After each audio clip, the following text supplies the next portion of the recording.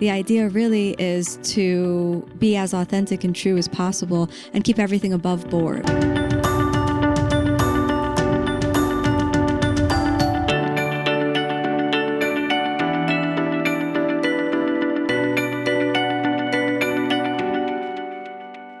Hej och välkommen till Yogiskt, en podd om yoga och meditation. Jag heter Jenny.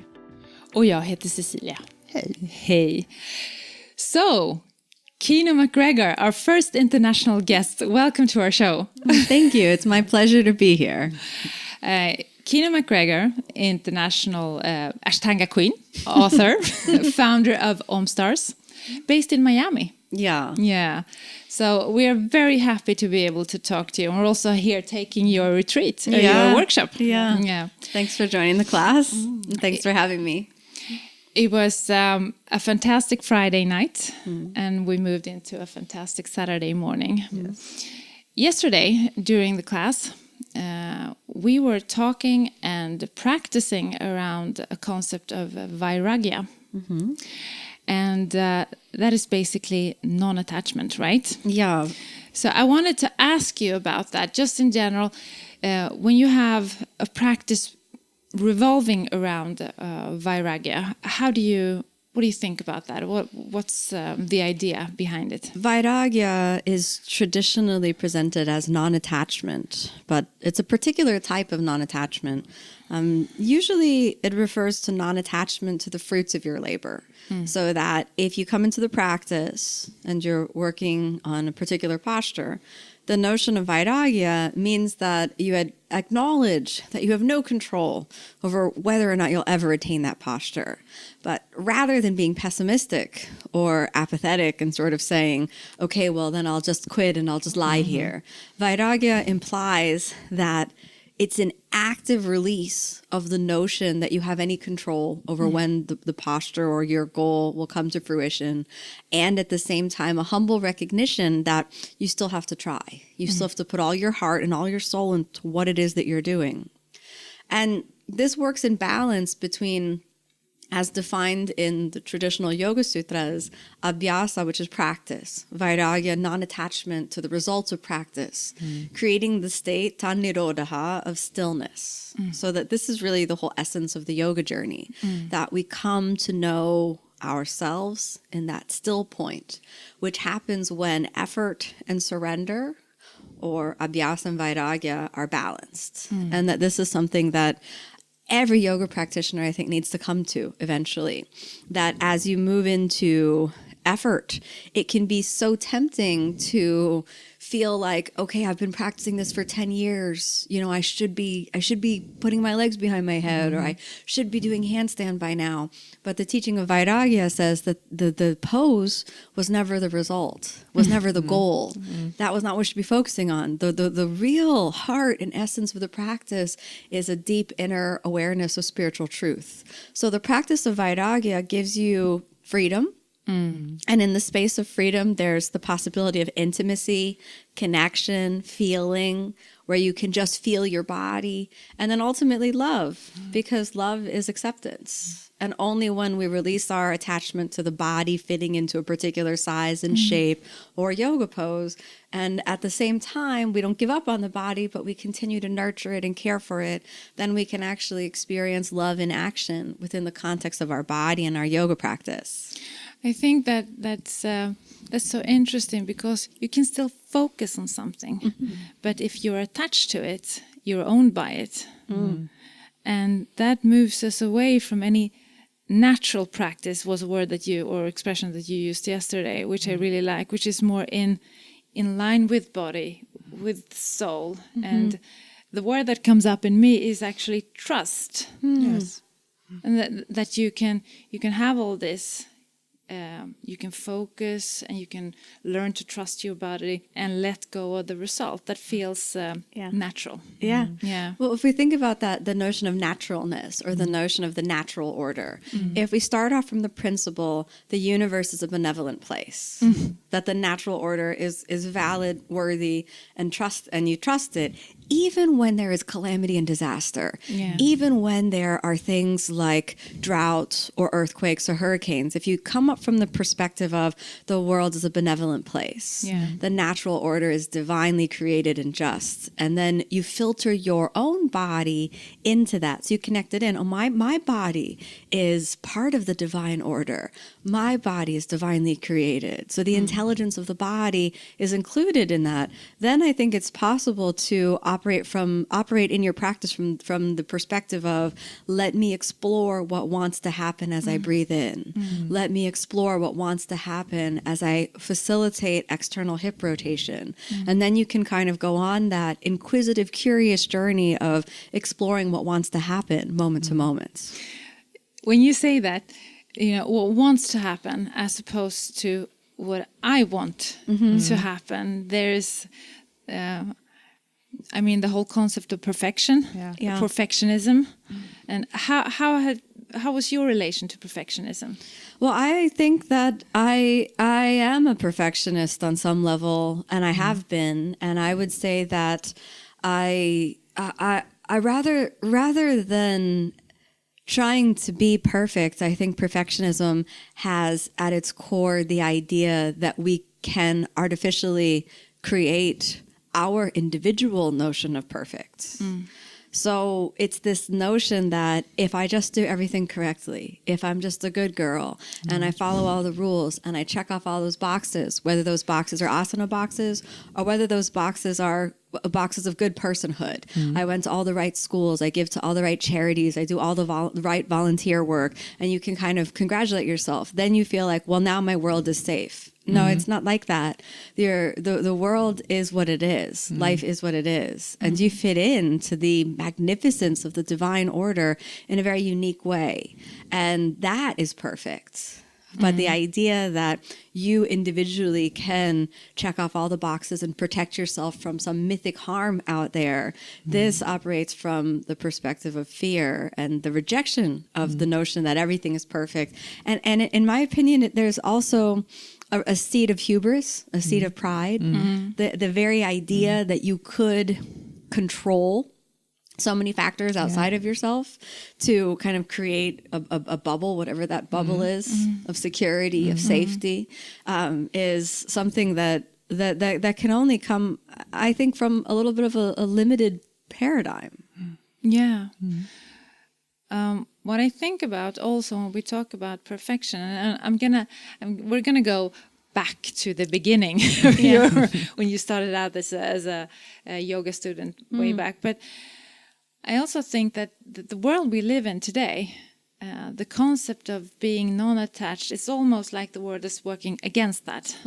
We're so attached to opinions, or opinions by themselves are part of the attachment. When you think, you dislike, you like, you need to. And I don't know if I can express this good enough in English, but what I'm aiming at is there's so many opinions out there. And it's almost like we are leaning in towards attachments, with being offended, with liking, disliking. Even if we were not, that offended from the beginning, we are taking the opportunity almost. And I'm wondering if you have any thoughts about what that will lead us to. Well, one thing to really understand is the importance of our cultural, societal values as is expressed in whatever means we find community. So what I mean by that is, perhaps in the world before internet, how did we find community? We would get together with people and we would speak. Or we would go to a church service, or we would go to a community gathering, or we would go to a yoga center, or we would go to what's called satsang, where we would spend time with our community. And now our community lives online. Yeah. And unfortunately, the online rules of community gathering are not defined by the community. They're defined by multi-billion-dollar multinational corporations that sit with a bunch of engineers that are engineering our communal space, which is now our online space, in ways that deeply influence our neurobiology and deeply influence our reaction patterns. So here's an example. The infamous algorithm that controls our social media, it has the effect of skewing our views to those things which produce engagement. So this is now the sort of benchmark of whether or not we're participating in a community is engagement. Well, the algorithm for engagement doesn't measure when you saw a beautiful sunrise and it touched you, but you didn't have anything to say about it. It doesn't measure when you read a quote that you felt like was wonderful, but didn't engage with it. So what it measures is just pure engagement. And unfortunately, when you're driving, take it as an example, when you're driving, how do you ever honk your horn at something you love? You know, you drive by a beautiful park and you go honk, honk. No. What do you honk at? People that are annoying you. Yeah. Someone's missed the light turns green and they're staring at their phone. You honk at them. There's a biker and they've, ridden their bike into the center of the, main highway. You honk at them. So you honk at things that are out of alignment. Yeah. So our algorithm right now is created by things which generate engagement. Unfortunately, engagement is essentially honking online. So when we go online right now, it's essentially a community is defined by who honks the loudest and who can get the most honks out there, which is kind of nuts. Now it's hearts, but it may as well be honks. We're out there honking our horns. And so what's the danger with this? And this actually has been studied. And so there are studies of the dangers of algorithmically selecting engagement or algorithmically selecting information, association, and ideas. And what this is called is an echo chamber. So, for example, when your interests are sorted by what your interests are, what ends up happening is you engage with things that have either made you mad or things which have shocked you or in some way have generated your, wow, that was incredible. Oh, that's awful. Never speak to anyone like that. And then you comment, you engage, you do this. Then, because it's a computer, the computer sorts things that are just like that to you in the future. So then what ends up happening is your online community space is an echo chamber, which creates a loop that allows you to live within that world where you're interacting with people that think the same way you do, that maybe even look the same way you do, and perpetuate the same ideas, and speak in the same way, think the same way, maybe even look the same way. And then the studies show that people who live in these algorithmically created echo chambers have more extreme views. So their views get more extreme. More extreme. So then, because there's people and they're all in this community that has similar ideas, then when they go a little bit outside the norm of those similar ideas, it doesn't seem like it pushes the boundary that far. So it gets more extreme and more extreme. The exact opposite of that is diversity. Yeah. So what does diversity do? You take those same group of people that were getting more extreme, whether more liberal, more conservative, or more whatever, you take them and you put them into a focus group with real people where they interact with other human beings that have diverging ideas. And what happens to the group? The group as a whole comes to the center. Yeah. And so it's a totally different world that we live in right now because we're spending so much time online chasing after engagement, and we're generating notions of self-identity based on how many likes or comments we've generated on some post on a platform that's owned and operated by engineers who are interested in creating these echo chambers of engagement. Yeah. So the yogi right now has a difficult job. Yeah. The yogi right now has the job of navigating the world in a way to create a sense of peace, a sense of inclusion, a sense of listening, a sense of intimacy. And I think many people are coming to the practice of yoga because those echo chambers that we create with our self-selected, curated view of reality at some moment leave us hollow. They leave us feeling disconnected and disillusioned and defeated. Then we need to come to a real practice where you're going to get back into your body, where you're going to get back into your breath, become intimate with yourself, and then hopefully become intimate with other beings as well, and be open-minded about making space to be okay with a diverging point of view. And so this again comes back to the body, comes back to Vairagya. If you can come in without an agenda, I'm here just to feel. Who are you? And how is it that you feel? And that may be different than how I feel. And I'm going to give you permission to be there feeling what you feel. And I'm going to be over here giving myself permission to feel what I feel. And so there's this sort of coexisting space. At the same time, moral relativism, I think, is also a little bit of a dead end. In a world where everything's okay, this also is meaningless. So we can kind of go to both ends of the spectrum where we have extreme views or extreme moderation, you could say, or extreme liberalism where everything is okay. So the yogi has, I think, a very difficult and disciplined path to walk. To define self outside of social community online, to define self in relation with true intimacy with others, and to craft meaning moment to moment. I mean, I've thought about this from the social media perspective, and I realized just from my own personal interaction with the online space is that if I don't engage with things that are a little bit different, if I don't find people to follow that maybe they annoy me a little bit, but they help me see outside of myself. Add a perspective, Exactly. If I don't leave them, and also if I just don't have a diversity of people that I not only follow but interact with, then I will only see the same type of things over and over and over again. So I don't think we can really wait around for Google and Facebook to become a more democratic process and have the greater good in their hearts. I don't really think we can wait around for that. But we can take control over our own social media feeds. You know, when you see a post and you immediately want, and you're about to, get into an argument with strangers, in the comment section and replace that for community, pause, breathe for a moment, and then think, am I adding meaningfulness to the dialogue? Because as soon as you do that one interaction, you're going to get a lot more interaction. And then the other thing positive is, hey, if you love sunrises and you love someone who is just posting peaceful things, interact with them. Support them. Support those voices. Voices of diversity, voices of peace, things that you might not really want to leave a comment on. Do that because you're creating your world with that. I think also, as a yogi and the yogic perspective, everything that you do online is basically coming from the head. And you're up in the head, you're thinking, you're acting, of course, but it's a product of your thinking all the time.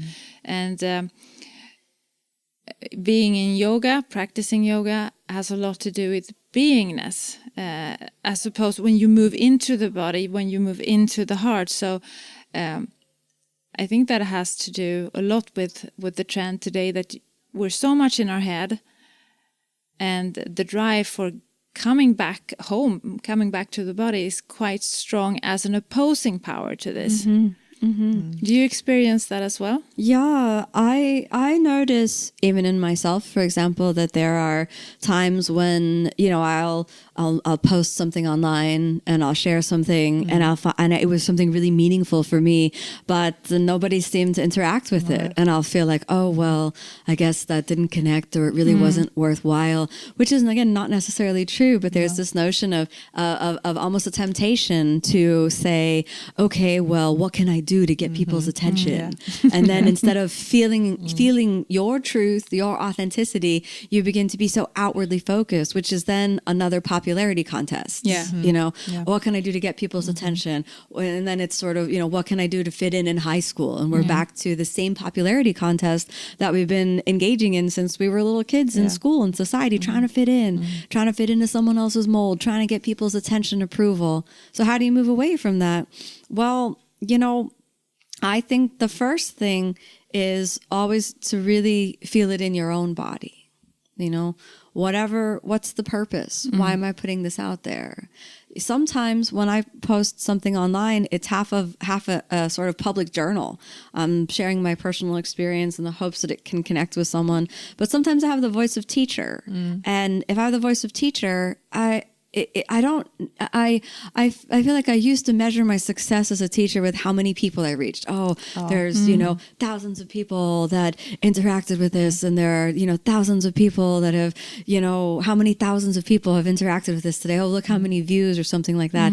I stopped with that because it's a never-ending game, and then it's always this competition. There's gonna be some other teacher. Oh, she has 2,000 likes, or oh, she has 3,000 likes. Oh, she has 30,000 likes. Oh, she must be a super yogi. And so I just really care to pass on the knowledge tradition of yoga one student at a time. Even if there's a class, if there are 20 people, if there's one person, if there are 100 people, 1,000 people, why am I there? Okay, well, if one person in that class has a substantive change in their heart, in their mind, they experience the truth of spirit, they come to know themselves, they come to know the divine, and their life changes. I mean, that changed the world. So let's go back to the beginning.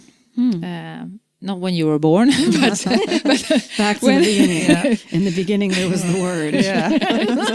That's the real beginning. But who were you, and how did yoga enter your life?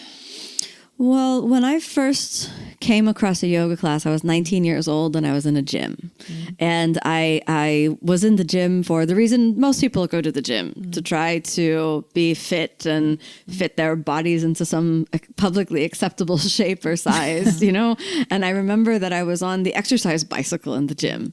And I looked over to the left and there was, through glass windows, a yoga class. Everybody was standing on their heads. And I thought, that looked cool. I want to try. So I came to the yoga class, and it was a Shivananda style class, and it was a very chill class. We did not stand on our heads, unfortunately, probably fortunately actually, because I wouldn't have been able to do that.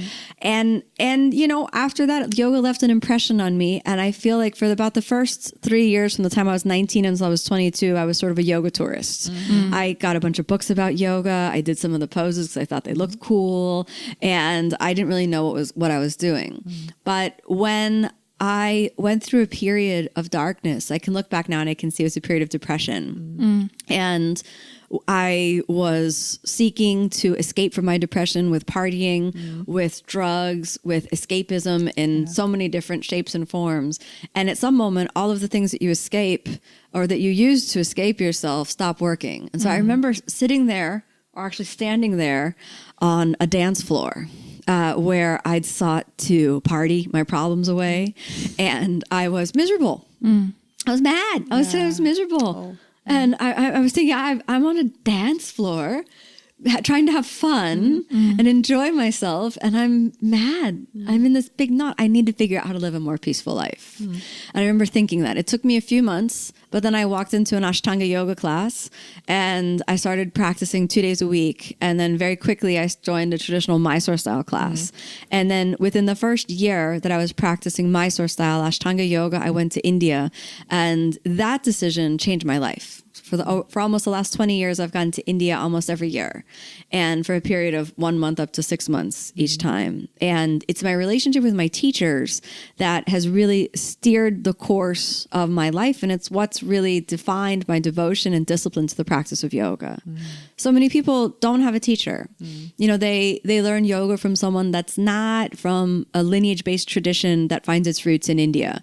So we have, with the popularization of yoga, in many ways, there's sometimes also the whitewashing of yoga. So we have the yoga poses, which look interesting, removed from the spiritual context of yoga. So sometimes the ohms get deleted. I meet teachers that come to me and say, what do I do? I'm a 200-hour, 500-hour level teacher, but I got a job in a gym, and they want me to remove the om and say no Sanskrit and talk nothing about India. They just want to do stretching. So what I usually say is, well, just call it stretching then. Yeah. There's no reason to call it yoga. You know, the yoga is popular. Okay, well, if yoga is popular, we have to bring it back into lineage and tradition. So this, I think, is very important. You know, I really get it. Those first 3 years I was practicing, I was treating yoga as sort of a novelty, an exotic thing. And it was only when I found my teachers, my practice, that all of these questions of the appropriateness of various sacred mudras and sacred symbols from the yoga tradition,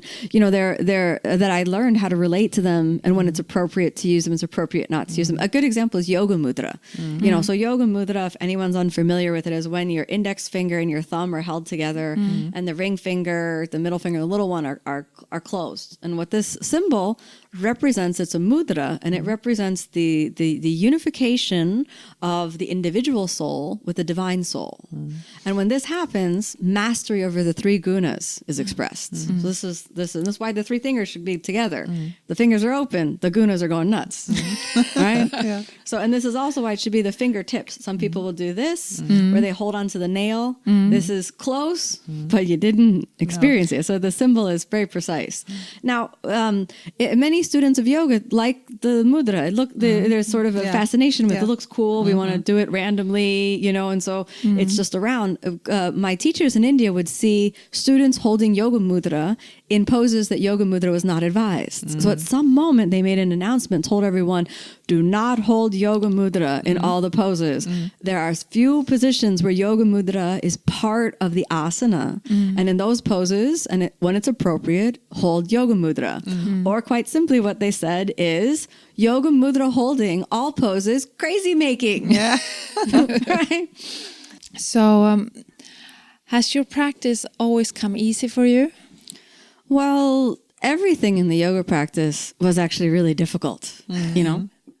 Many people would be happy to hear that. Or relieved at least. Yeah. Well, I mean, I struggled with all of the strength moves. So, you know, the first time I tried to do headstand, it was a colossal failure. The first time I tried to balance on my forearms, it was even worse. The first time I tried to do a handstand, the person who was helping me I remember he would hold my feet and my whole body was jiggling underneath. And then he reached around and then he reached around and held my hips, and then the rest of my body started jiggling. And then he tried to hold the feet again. And then so the whole body was just jiggling and jiggling. And he put me down. I remember he said to me, "You're like a wet fish. I can't hold on to you." And I thought, I'm sorry, you know, and it took me a long time.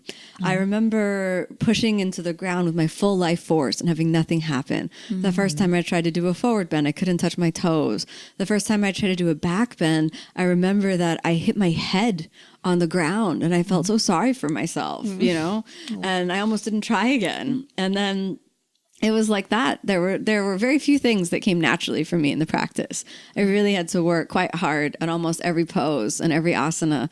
And even now, you know, 20 years of consistent practice later, there are still some asanas, many asanas, in fact, that I'm working on. Other people do, you know, quite quickly and beautifully that I still struggle with. So I think it's a constant process. And the measurement of success is not in external progress. I always like to say that the yoga practice is something that you walk hand in hand together with God. So that it's between you and God. It's between you and the spirit and the world of spirit. And nobody can judge that from the outside. Somebody can be born with natural flexibility and you know what? They pop out of the womb and have their legs behind the head. I mean, we hope not for the mom, maybe right after, not in the process, right? But you know, so it's an internal experience. And I know the person that I was before. And it's been just a very long, slow, steady change. What's the main difference, you think, if you would look at yourself before yoga happened to you and 20 years in practice?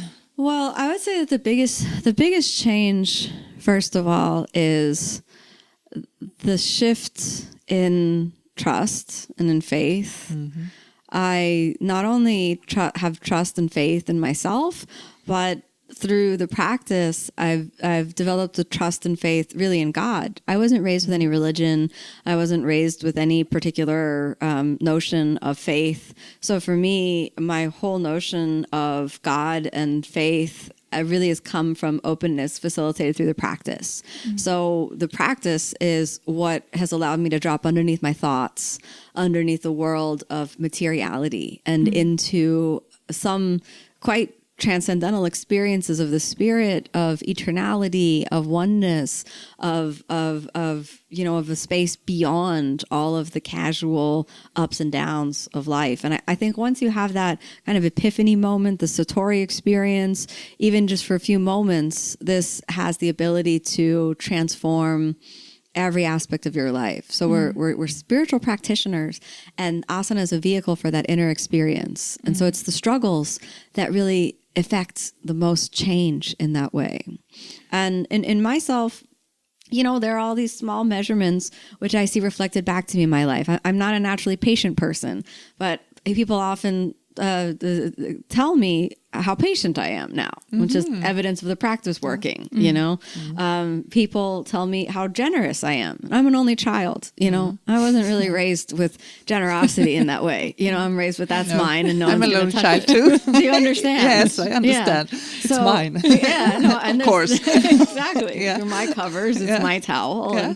And, I remember when my husband and I were first, we weren't husband and wife yet. We were first sort of dating, and we were having a bath together, and it was very romantic. Except that I had brought my towel and I'd put it on the radiator, and my towel was warming, and he wanted to get out of the bath first. Then he popped up and said, "Oh, I don't know where my towel is. Can I have yours?" And I just remember this. I didn't say no, but I just looked at him with a no in your eyes. And then I said, "Sure, you can take the towel." And then he looked at me as his feelings were hurt, and he looked at me, and he has a brother. He's not an only child, and and he looked at me and he said, "There's nothing I wouldn't share with you." Then he walked out of the bathroom wet and got his towel, and I just felt so awful, And whether it's yoga or just being married for a long time, I've learned to share my towels. Yeah. You're smiling a lot now, Jen. I know the feeling. Yeah. So as they say, as on the mat, as in life. So when in life is it the most difficult for you to have the yogic perspective or walk the yogic path? Well, one of the things that has been difficult for me to maintain equanimity is when I get triggered about something. And so we all have different triggers, So I think one of my biggest triggers is definitely injustice. And particularly when I feel, or when I've designated someone as a perpetrator of injustice, it's very hard for me to remain equanimous. And I think that may be something related to my own past. When I was 11 years old, I was, sexually assaulted. So, I have a past history with that at a very young age. And it took me, I would say, probably 15 years to even admit that was an assault. So I spent many years rationalizing it and telling a story of how it was totally cool and trying to be the cool girl who was down with all of that. But I was just a kid, and I didn't know what was going on. And if I look back, I have that. So when, particularly when I feel like there's a man in a position of power who in some way is an oppressor of women or takes advantage of women, and particularly innocence in women or innocence in students, or innocence in a general sense, innocence in children, that's a big trigger for me. It's very hard for me to remain equanimous, and I kind of want to pick up the all of the arsenal and launch. That's kind of what I want to do. And so it's very hard for me to remain equanimous. I kind of want to launch whatever I have at that. And my experience has been that, if you do anything with a heart of hate, it's not the solution. No. It's going to lead to more hate. Yeah. I can relate to that feeling almost completely. And in my personal view, that almost always grabs your total being. That reaction is almost on a cellular level. You can stop yourself from acting upon it, and that's sometimes a very good thing to do, to sort of unlearn the behavior. But it's very, very deeply rooted in you, and you can feel it in your entire body. For me, for instance, I can feel clenching up, a physical reaction to it. So, and there are many people with different types of experiences that can lead to this reaction. How have you, when it broke through, became the truth was evident to you? How did you work with it? How did you what did you do with it? Well, there were a host of sort of consequences, I would say, to experiencing kind of early trauma. And anybody who's experienced early childhood trauma in any form, you know that it increases your likelihood of any sort of the mental health issues, whether depression or anxiety disorders or even anger problems or things like that. And it's almost like the brain is hardwired into the limbic system, the fear response. You know, so because truthfully, you've been hurt and you're too young to have worked through and processed it. So it took me a long time to even realize that this was wrong. It took me even longer to find my anger about it. And the anger was the hardest part to find for me, because this was related to boundaries and this was related to saying no. Because not only did I not tell anyone about it for years, whenever I was questioned about it, I tried to play it off like, hey, that was cool.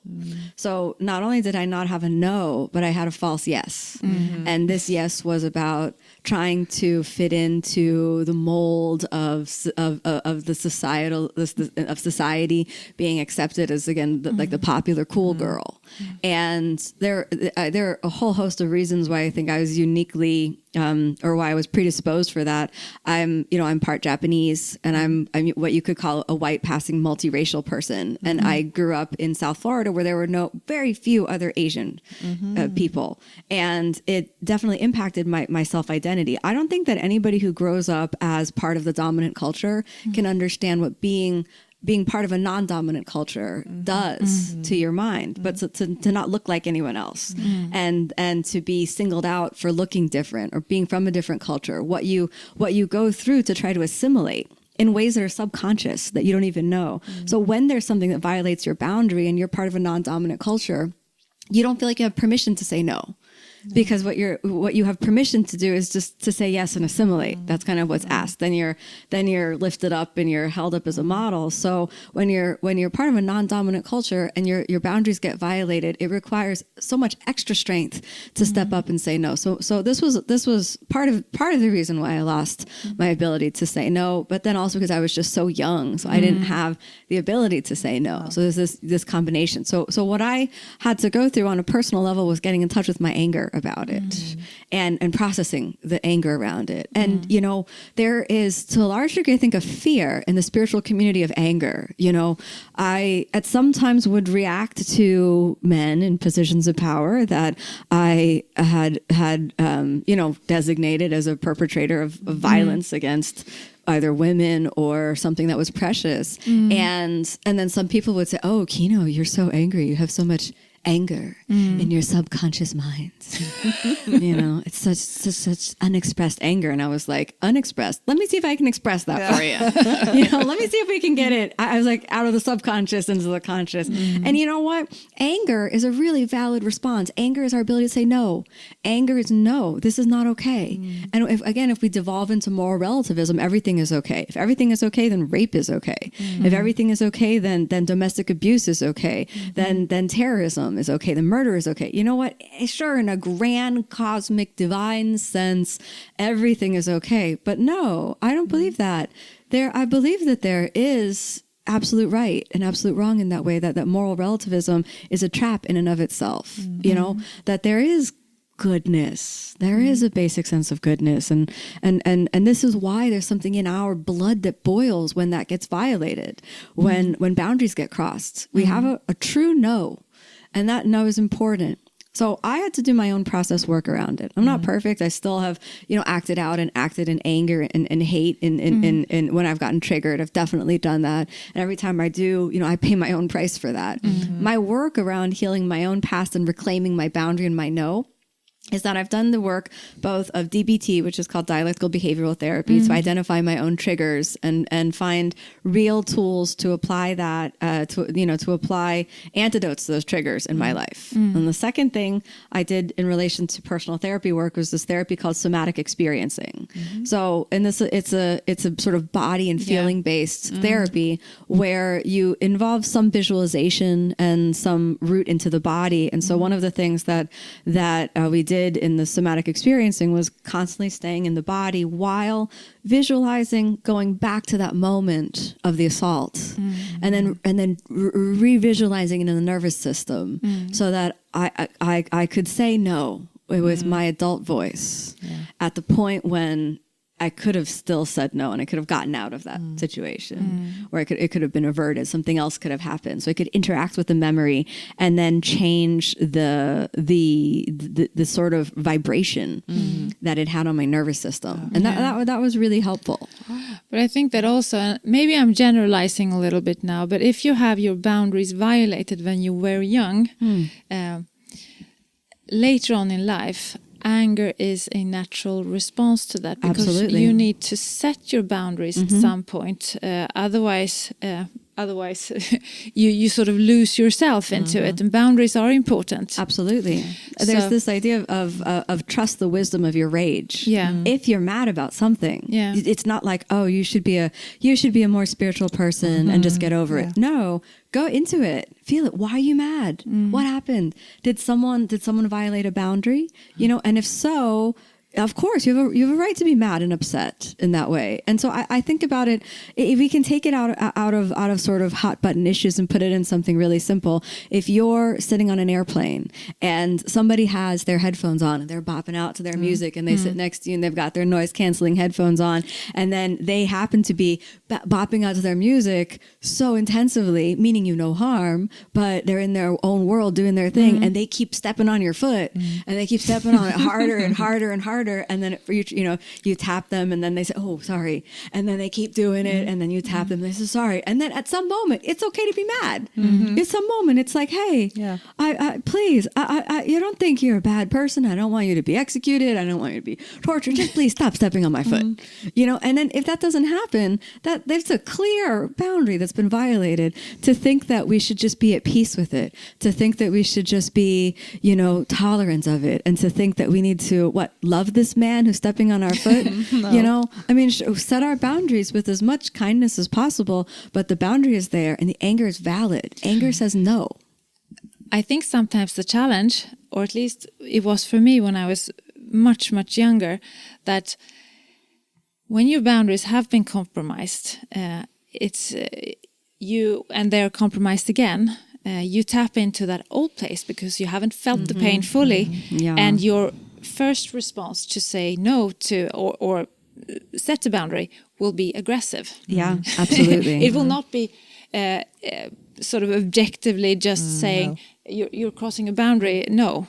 It will be wah. Yeah, absolutely. So in that sense, I think that when you say trust your anger, that is also learn from your anger and see where it's rooted. Where does this come from? Is it based on something that happened today, or is it based on something that happened 30 years ago? And that's, for me at least, where the yoga comes in, that awareness of stopping. We talk about the gap between your feeling and your response to it, your reaction. Yeah, this is the classic work of Viktor Frankl.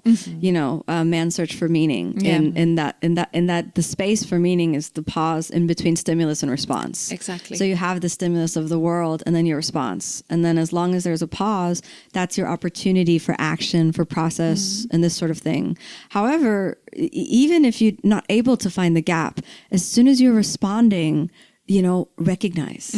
So even that, okay, here I am and I'm caught. At some moment, if you just practice, I believe the practice wakes you up to it. Yeah. So if you've been on autopilot and you've been in reactionary for a period of time, if you just keep practicing, the practice will help you recognize, hey, you've been reacting from anger. You've been really angry for the last month. What's that been about for you? Oh, you think it was this? It was actually this. Be curious then. Yeah. So and explore what it's about. And allow. Yeah. So when you feel the anger, don't immediately think, oh, I should be over this. Yeah. We have such, culturally, globally, at least in the Western world, I think, an aversion to the dark spaces, anger, grief, sadness, not okayness. They're so attached to shame and guilt, I think. Also, it's you feel ashamed if you're getting angry or guilty, and it's not a natural feeling almost. Or we're not enlightened enough. No. Right. So, oh, you're a yogi, you should not feel anger. Why are you so angry? Oh, you're a yogi, you should be over your grief by now. You know, You should be happy all the time. That word should. I mean, when my father passed away, there were people who said who would leave me comments like, "It's all perfect. He's in a better place," and I'm like, "It's totally true." And I miss him. And it's okay that I miss him. And it's okay that I'm heartbroken that he's gone. And he's totally in a better place. And I know that. And those two are not mutually exclusive. And just the idea, this is this notion of the grand perfection of all things versus my individual experience of this moment.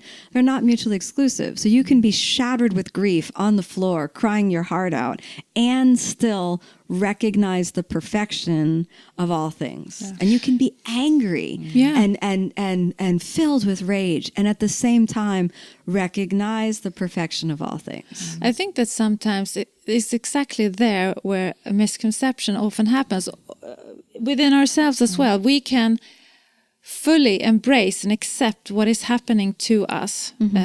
We can feel everything, and that does not mean that we exclude any of the feelings that arise. We can accept the loss. It has happened. That's a fact. Someone is gone, and we can also accept that we are grieving. We are sad. We are angry. We miss. We fear. And that is part of the acceptance. Accepting does not mean excluding feelings. And sometimes to me, when we talk about accepting, it's almost like we should just be okay with everything. And maybe it's okay, but it's okay to feel fully. Absolutely. I think that has to start with ourselves. The okayness, the permission to feel all the feels. You know, so if you have anger, allow it, recognize it, feel it. If there's fear, recognize it, allow it, feel it, explore it. What does it have to teach you? Whatever you feel, you have to feel it fully. And then the sort of trap that the spiritual community in particular, I think can often fall into, and I know I've fallen, this is something I had to work through myself, is this notion of using spirituality as kind of a cover, a veil, to bypass doing the work of facing your anger. So, for example, if you are in a position of power, you know, and something you said offended someone else, and they come up to you and say, hey, you know, what you said kind of hurt my feelings and it triggered something inside of me. How do you respond to that? You know, what do you do in that moment? If your immediate response is, oh, you're so angry, I think you should go and do your work about that. Hey, then you're using your spirituality to bypass and wash over something. If your immediate response is, I wish you could say that to me in a more loving way, you know, then again, it's this notion of, okay, you've missed the point of what's going on here. So I think it's extremely important if you're on the spiritual path to be willing to do the work. And this work includes being available for holding space for other people's anger, other people's boundaries, especially when you may have pushed them, other people's sadness, especially if it makes you uncomfortable. You know, can you still be there? And be fully present without necessarily reacting immediately to their anger, which is almost a natural response. But I think it's interesting. We've seen this in the yoga world. I think it's interesting that the issue of boundaries and is surfacing all over society in the yoga community as well. Do you think that's a sign of anything? Well, one of the things I think is amazing about boundary issues being spoken about in relation in the yoga community is that the voices of people that have felt unsafe to come forward now feel safe. And that's whether it's the yoga community or the world at large. We are in a time where we want to speak truth to power. We don't want to be held down any longer. And I think that's a beautiful time. And what this requires is that leaders, not only in the yoga community, but in the world, really walk the talk. You know, instead of touting one worldview and then doing something oppositional to that in the personal life, the idea really is to be as authentic and true as possible and keep everything above board, so that these places of darkness inside of our community can be brought to the light. We won't be totally perfect. If we look back at history, we can experience that, 200 years ago, what was the cultural norm would be looked upon today with horror. And so 200 years from now, I hope that we will have evolved and grown to a society that's more egalitarian, that has social justice as a primary moral value in all political, governmental, and social institutions. And I hope we'll look back at this time and feel, and feel the same way we feel about looking back 200 years and say, oh, look what they did then. I'm so grateful for where we are now. And there'll be more. There'll be more to go until, what they say is that the yogis vow, is the vow to stay the course through all of the evolutions of humanity until all beings throughout time and space are free from suffering and free from harm. So we take one step further along what is a very long and eternal path. If your students were to learn just one thing from you, what would you want that to be? There is a path to the eternal spirit. There is a path to knowing God. And that exists within you. Within you. You don't need an organization.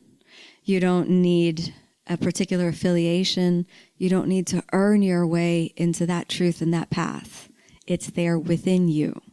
You are worthy of the most transcendental experience. You are worthy. It is your birthright to be intimate with the divine, creative source energy that is all of life, because you are a child of God.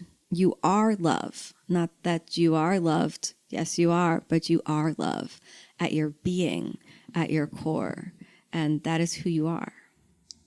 That is beautiful. Yeah, really. Thank you so much for sitting down with us, taking the time to speak on yoga and your experience. Yeah. You're welcome. It's been my pleasure. Oh, yeah. And now we're going to take the rest of the afternoon and move into backbends, right? Yeah, that should be fun, huh? If we get some triggers going. Yeah, really. Fear. yeah. Thanks a lot. Yeah, thank you very much. Thank you.